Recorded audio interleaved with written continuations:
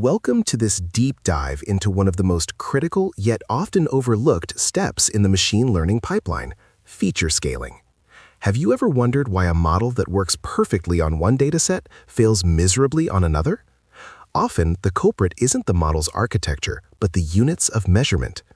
In this masterclass, we will explore the bridge between classical statistics and modern AI, focusing on why z-scores are the universal translator of data. Imagine you are building an algorithm to predict house prices. You have two features, the number of bedrooms, which ranges from 1 to 5, and the square footage, which ranges from 500 to 5,000. In the eyes of a computer, the number 5,000 is literally 1,000 times more important than the number 5. This is the scale crush. Without scaling, your model becomes blinded by the magnitude of large numbers, ignoring the subtle but crucial variance in smaller ones. To understand the solution, we must look back at statistics. The z-score, or standard score, is calculated by subtracting the mean, mu, from a data point, x, and dividing it by the standard deviation, sigma. This process, known as standardization, transforms any distribution into one with a mean of 0 and a standard deviation of 1. It answers the fundamental question, how many standard deviations away from the average is this point? Let's talk about linear regression. A common myth is that regression requires scaling. Mathematically, ordinary least squares, OLS, is scale invariant. If you change your units from meters to kilometers, the coefficients, beta, will simply adjust inversely to compensate.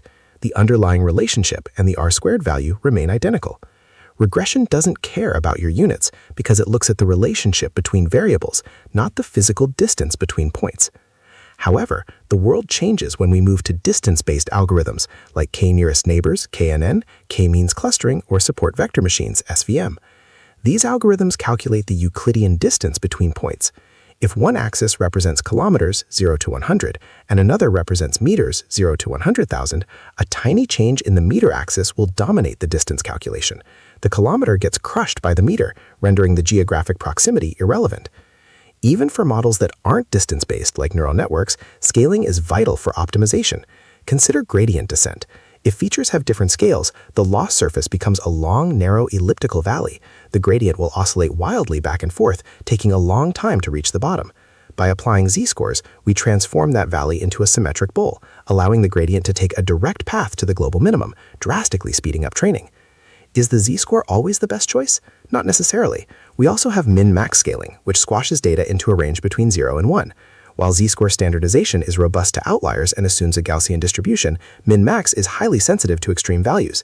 If you have a single outlier, min-max will crush all other data points into a tiny, indistinguishable cluster. In most machine learning workflows, standardization is the safer, more robust default. In summary, scaling is about creating a level playing field, whether it's ensuring that a KNN model treats all features with equal respect or helping a neural network converge faster. Z-scores turn chaotic, multi-scale data into a standardized language.